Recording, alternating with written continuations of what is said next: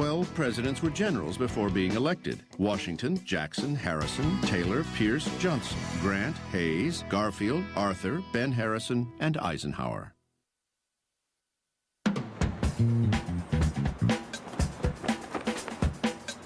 It was 1852, and the tenuous strands of the Compromise of 1850 were barely holding the nation together. Franklin Pierce appeared to be the perfect feel-good candidate. He was a Northern Democrat with strong ties to the South. Voters in both regions thought Pierce would bring balance and peace to the nation. He was known by everybody, everybody knew him, everybody liked him. That's how he got nominated to begin with. There wasn't anybody who didn't like him. Number 14, Franklin Pierce, Democrat, 1853 to 1857, 48 years old, from New Hampshire.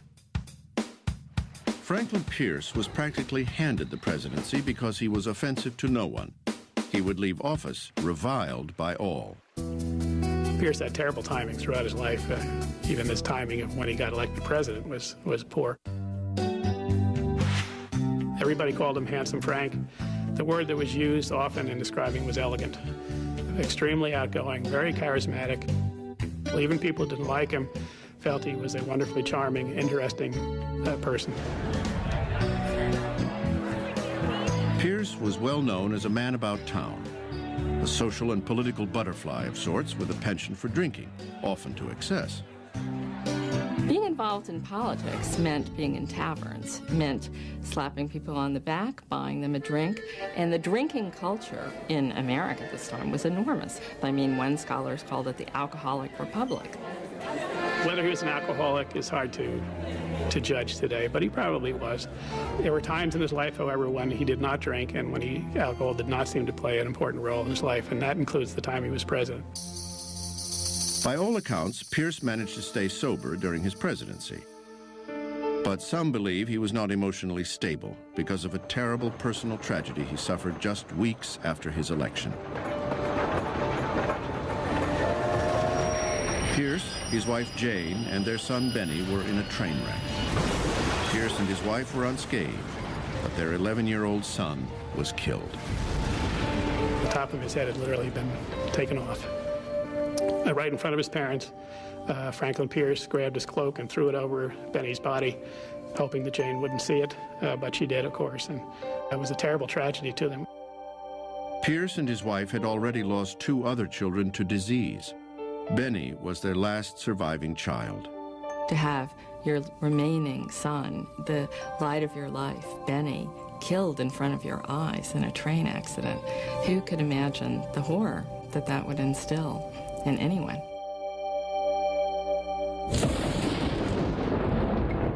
Added to Pierce's troubles was the death of his vice president, William Rufus King, 6 weeks after the inauguration. And things were about to get worse. Early in 1854, Pierce received a visit from members of his own party, including Illinois Senator Stephen A. Douglas. Douglas informed Pierce he was sponsoring a bill called the Kansas-Nebraska Act. The Kansas-Nebraska Act is one of the key moments in all of American political history. The act was designed to repeal the Missouri Compromise of 1820, which banned slavery in states above the southern border of Missouri. The intent was to let the new territories of Kansas and Nebraska, both north of the boundary, decide for themselves if they wanted slavery or not. Douglas promised to make Pierce's presidency a living nightmare if Pierce didn't support the scheme. The president should have said, no, you're opening a can of worms, a hornet's nest. But no, Pierce is weak, Pierce can be bullied, and Douglas forces him basically to say, okay, the administration will support this. And so Pierce basically caved into them. And as a consequence, most of the Northern Democrats in the Senate and exactly half of the Northern Democrats in the House supported the bill, and that was just enough to get it through Congress. Anti-slavery groups in the North just went berserk over this bill. They went ballistic. Among the outraged was a little-known politician from Illinois, Abraham Lincoln.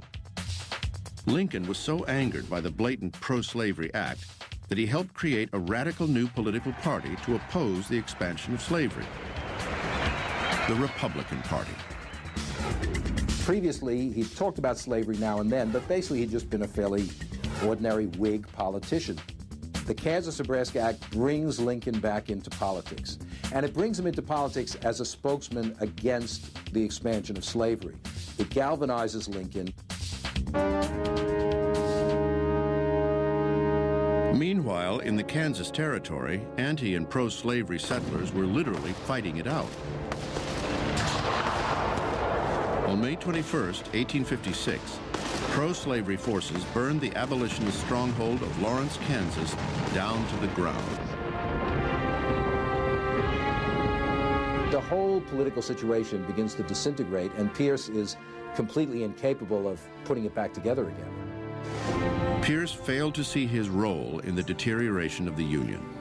He genuinely thought he had a shot at a second term, but even his own party rejected him. Pierce returned home to New Hampshire, his reputation ruined. Several years later, after his wife Jane died, he returned to heavy drinking and lived his remaining years as a recluse, perhaps the saddest legacy of any president. Presidents are, what can I say, they're victims of whatever happens both during and after their terms. So I think Pierce's reputation will not recuperate anytime soon. But as tragic as Pierce's presidency had been, it would pale in comparison to his successors.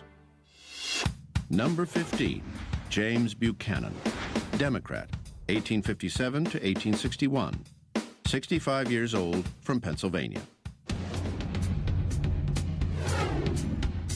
James Buchanan is often ranked at or near the bottom in these polls to determine the best and the worst of the American presidents.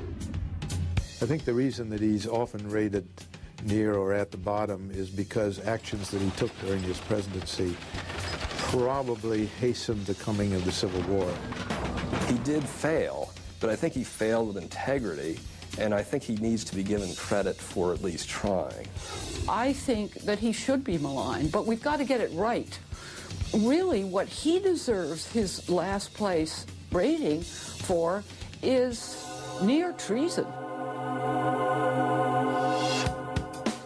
James Buchanan was one of the most politically accomplished presidents America has ever had. He had been a congressman, foreign minister, senator, and secretary of state. What he'd achieved in life was due to hard work and a fastidious nature. He would stay up late at night to attend to the smallest of details. Buchanan was different in another way. He never married and is often referred to as America's only bachelor president. There are folks in the United States who say that James Buchanan is our first homosexual president. The allegation arose from the intimate friendship he had shared with Franklin Pierce's vice president, William Rufus King, a man he had lived with for 16 years. There really is not a lot of hard evidence. There are 3 or 4 mentions at the time of Buchanan and his wife, or Aunt Nancy. These 2 men are Aunt Nancys. Now, King was part of this circle of dandies, they called them, and there certainly was some sense in this group of men that they were having homosexual relations. It's very hard to make any kind of determination about something like that, even about someone living today, let alone someone living in the 1850s. Buchanan had his charming niece, Harriet Lane, serve as his White House hostess. Since Harriet wasn't Buchanan's wife, she was called the First Lady, a term coined to describe her role. While Harriet presided over social life at the White House, Buchanan presided over a house rapidly dividing. His decision to endorse the Constitution written by the pro-slavery settlers in Kansas made Buchanan appear to be a supporter of the South and a traitor to the North. The idea that the president will try to force slavery into a territory where it's clear that a majority of the settlers don't want it completely discredits his administration in the eyes of large numbers of Northerners, including Northern Democrats, not just Republicans. Everything that James Buchanan does for the last part of his administration is so pro-Southern that he does not do, in the classic presidential oath, preserve and defend and protect the United States. Ultimately, Buchanan's management of the battle in Kansas did nothing to settle the slavery issue. It only made it worse. Slavery, couched in the mantra of states' rights, was now the defining issue in the historic election of 1860. On November 6, 1860, Abraham Lincoln was elected president. It was now only a matter of months before the South would lose its ally in the White House. In anticipation of an anti-slavery president, South Carolina seceded from the Union on December 20th, 1860. As a lame duck president, James Buchanan denied the legality of secession, but didn't do anything to stop it. Was he being weak at that moment and indecisive? Probably. Was he scared to death? Certainly. Did he have a sense that this was an incredibly dangerous moment? Definitely. Within weeks, 6 more states left the Union, and 8 slaveholding states sat on the fence, becoming border states. On February 9th, 1861, the Confederate States of America, now composed of 7 states, elected Jefferson Davis as their new president. 1 month later, Buchanan's presidency came to an end. He was tremendously relieved to set aside the burden of office and hand it over to Lincoln. On his last day, Buchanan said to Lincoln, "If you are as happy to be entering the presidency as I am to be leaving it, then you are a very happy man."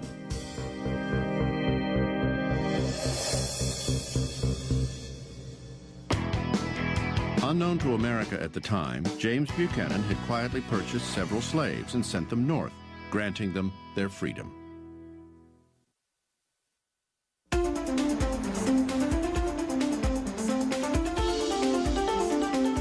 Abraham Lincoln's presidency was so remarkable that Lincoln himself transcended the presidency, becoming an American icon. Today, Lincoln is seen as a marble figure, a martyr, a phenomenon. Lincoln was the father of a second American Revolution and the political legacy we live with today. One nation, indivisible, with liberty and justice for all. Yet none of this was ever Lincoln's original intent. Number 16, Abraham Lincoln, Republican, 1861 to 1865, 52 years old, from Illinois. Lincoln was a conservative in the sense that he wanted to preserve and restore the Union as it had existed before the secession of the southern states and the beginning of the war. But the very events of the war pushed him step by step to the left, toward a more radical position, which eventually became revolutionary. Lincoln was not the great emancipator. He becomes the great emancipator, to some extent against his own intention. I think that Lincoln shows you what greatness is, really. It is the capacity to grow, to understand a situation, to change. In Lincoln's lifetime, people either loved him or hated him. One thing they couldn't do was ignore him. He was very magnetic. He drew people to him, young people especially. Young men who were active in politics thought of him as a god. He had a famous sense of humor. He had an amazing storehouse of anecdotes and jokes for every occasion. It would drive some people crazy, even as president. He would have a story ready that would illustrate a point. Hidden behind the humor was a very complex man. Lincoln obsessed over matters and often suffered prolonged periods of sadness, frustration, and even despair.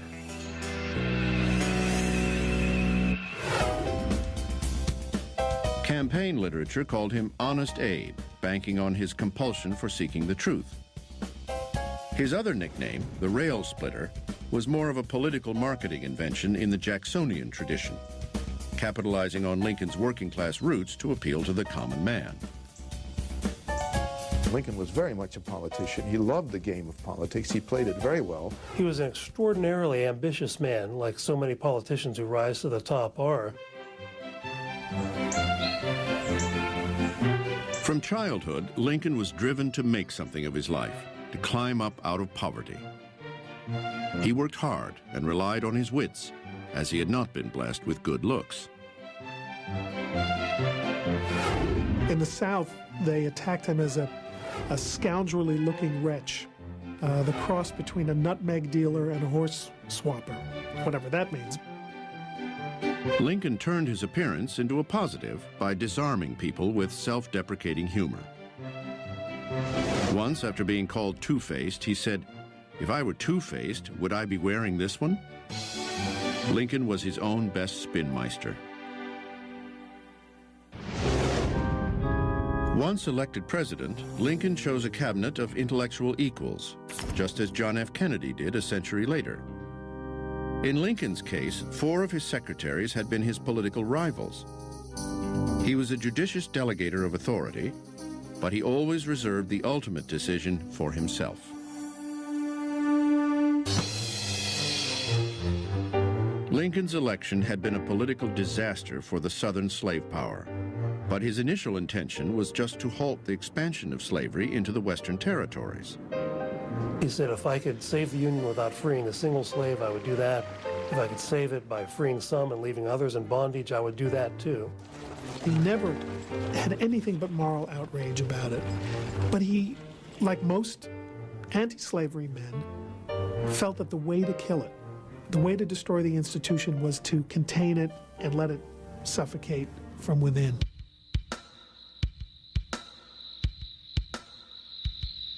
Waiting for Lincoln on his first day in office was a letter from Major Robert Anderson, the commander of Fort Sumter, located on an island in the harbor of Charleston, South Carolina. Anderson warned that without a shipment of provisions, he would have to surrender to the rebels. Lincoln had 3 options. He could order a surrender, an attack, or send provisions. He chose the latter. So basically, Lincoln said to Jefferson Davis, if you let this food go in peacefully, it will be a symbolic manifestation of our sovereignty over this fort, the United States sovereignty. If you stop it, then the burden of responsibility for starting a war will be on your shoulders. Before Lincoln's supply ships arrived, Confederate President Jefferson Davis ordered his men to attack the fort. Fire! The first shot was fired. On April 12, 1861, the Civil War had begun. The violence at Fort Sumter motivated 4 more states to join the Confederacy. 4 others remained on the fence. Fort Sumter was surrendered to the South, but Major Anderson saved the American flag that had flown above it and brought it to New York City. They took that tattered, ripped flag.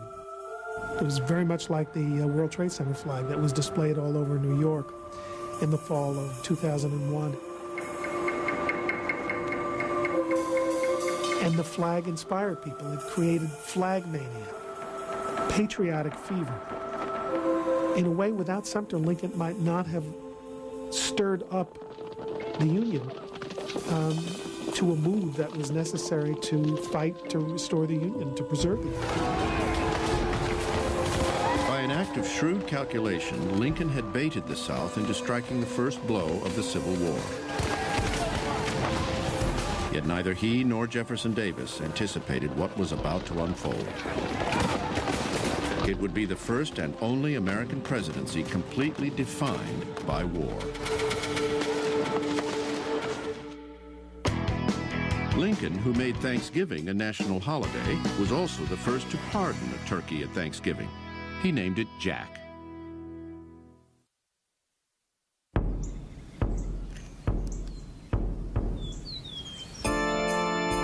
In the spring of 1861, Abraham Lincoln became commander-in-chief at the helm of the military effort to save the Union. Possessing no military expertise and humbled at the prospect of making life and death decisions, Lincoln gave himself a crash course on military strategy. Lincoln did what any intelligent person would do. He went to the Library of Congress and took out books on military strategy and military administration and taught himself.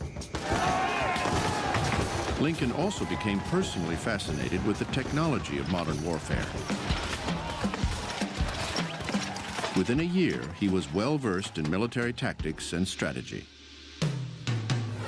Yet nothing prepared Lincoln for the problems he was to experience with his generals. In August of 1861, Lincoln was furious upon hearing that Major General John C. Fremont had issued an emancipation proclamation in the border state of Missouri, becoming the first to free slaves owned by Confederates. Fearing Fremont's action would incite slave owners in all of the border states to join the Confederacy, Lincoln nullified Fremont's action and relieved him of duty. In February 1862, Lincoln's war effort was suddenly rocked by personal tragedy.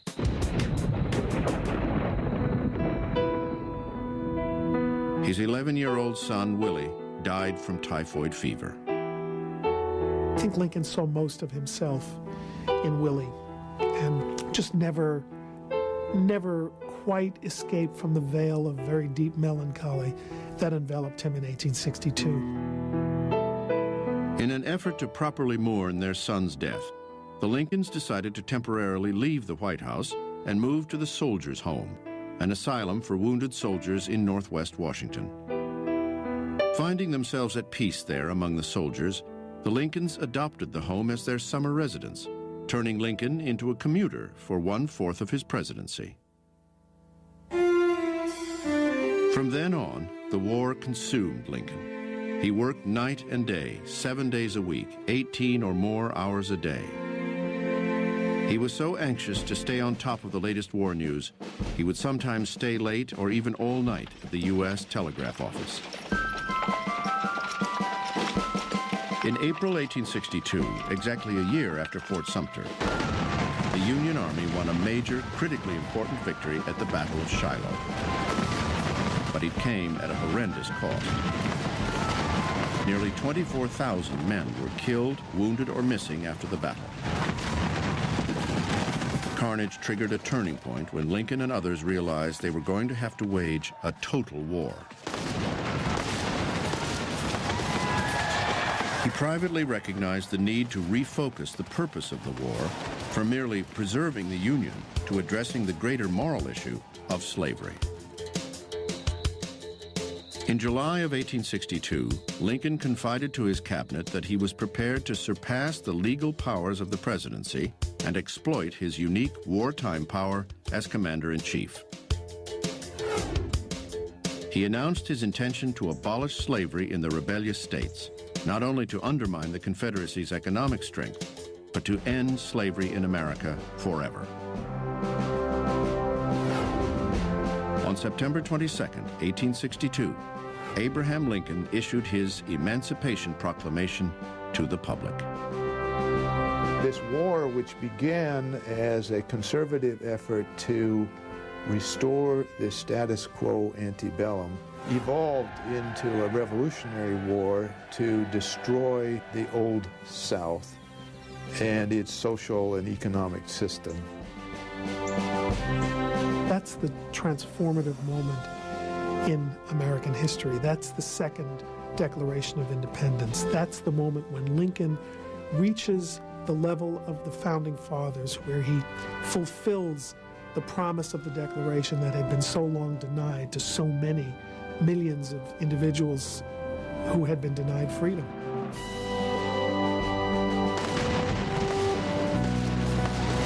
The problem was that the Emancipation Proclamation didn't win battles. Throughout 1862 and 1863, the Union enjoyed success in the West, but that was overshadowed by devastating losses in the East. By June 1863, the military situation in Virginia was getting desperate. Robert E. Lee's rebel army was on a winning streak and marching towards Pennsylvania. It came to a climax in the first days of July near the small farm town of Gettysburg. The battle was supposed to be the mother of all battles. It was supposed to end the Civil War. 3 horrifying days of massacre ensued. The battleground was soaked in blood. Photographers produced morbid images of the carnage, exposing the nation to the horror of war. These were America's sons, brothers, husbands, lying dead on the battlefield. Lincoln himself sank into despair, overcome by the terrible loss. In November, Lincoln traveled to Gettysburg to help commemorate the battlefield as a national military cemetery. Lincoln spoke for 2 minutes, and what he managed to do in this elegiac masterpiece is redefine the commitment of America to the Declaration of Independence, to the principles that all men are created equal, to laud the sacrifice of people who had given their lives that the nation might live.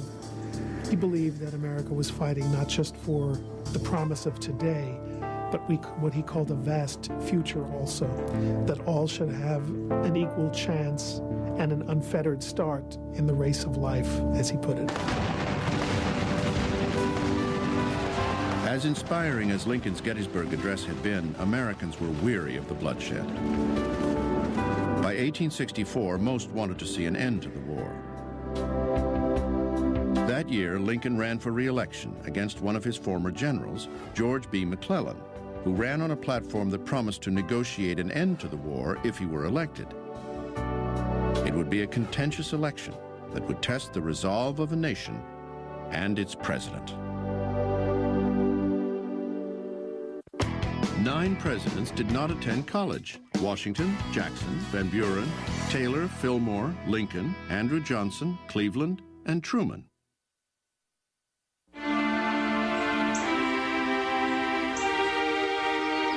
In the fall of 1864, Abraham Lincoln was running for his political life against General George B. McClellan. It was a time when Americans could have ended the war by casting their ballots for McClellan, who'd campaigned on a platform that implied he would negotiate an end to the war and, possibly, repeal the Emancipation Proclamation. But Lincoln is not willing to take those steps that some people say would guarantee his re-election: rescinding the Emancipation Proclamation, agreeing to an armistice with the South, agreeing to recognize the Southern Confederacy. When he did refuse to back away, it looked like it would be at the cost of his re-election, because it looked like he would be defeated. Looking back, it seems inevitable Lincoln's going to win, but it certainly didn't appear that way in 1864. 2 months before the election, the tide turned for Lincoln. General William Tecumseh Sherman had burned Atlanta and would, 10 weeks later, begin his infamous March to the Sea. Suddenly, the Union Army had momentum, and so did Lincoln. Even though America was engaged in a terrible, bloody war, so many casualties, just unimaginable bloodshed and devastation, he still won 56% of the vote in the loyal states in 1864. That in itself is an extraordinary testament to people's faith in Lincoln. It was a bittersweet victory. The misery of the war had taken its toll on Lincoln, emotionally and physically. It's hard to find an American president who aged more than Abraham Lincoln did in 3.5 years. I think what you see in his face is knowing that he bore some of the responsibility for this whole disaster.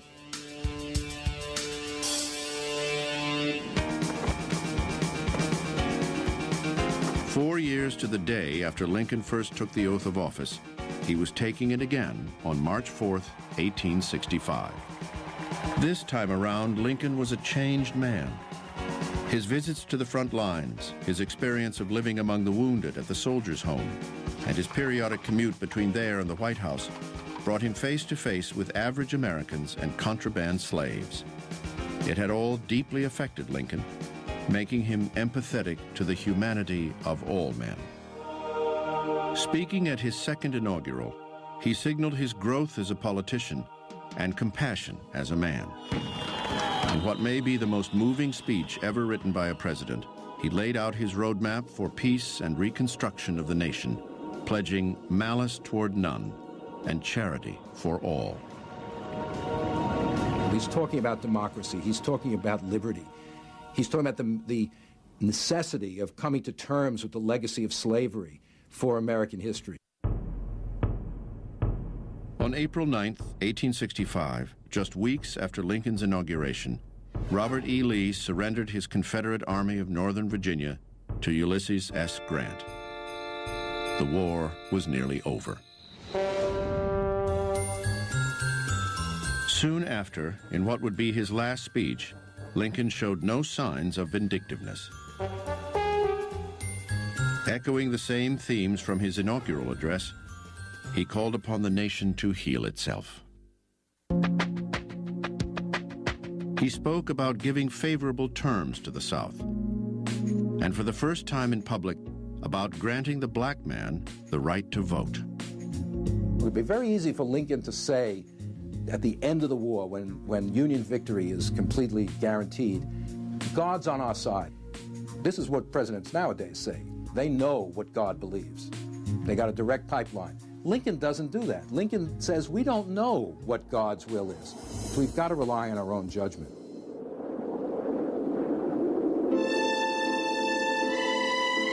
A couple of evenings later, on April 14th, Good Friday, the Lincolns attended Ford's Theater to see the comedy Our American Cousin.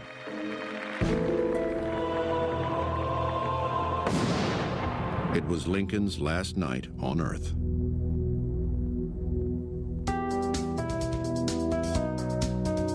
Abraham Lincoln had grown up revering the Founding Fathers and the American democratic experiment. It was because of this first revolution that Lincoln was able to enjoy political freedom and equal opportunity. But by trying to save the republic the Founding Fathers had created, Lincoln transformed it and himself. Lincoln faced the greatest crisis the country had ever seen, and he rises to the occasion. But in rising to the occasion, he changes his views. Lincoln came to see that everyone, no matter what their race, creed, or religion, had a right to live the American dream. I think what America is at its best today is a reflection of the steps he took to preserve the Union and to eradicate slavery and to ensure democracy and equal opportunity. I think the fact that we enjoy the opportunity to debate and to quarrel while retaining a single national spirit and a national purpose is all the result of Lincoln's achievement and Lincoln's sacrifice.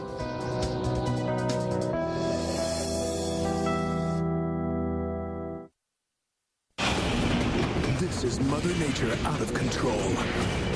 Could these natural disasters have been prevented? How is the latest technology helping us predict the next disaster? And how can history teach us to prepare for next Nature's Fury Week? Begins tonight at 8 on the History Channel.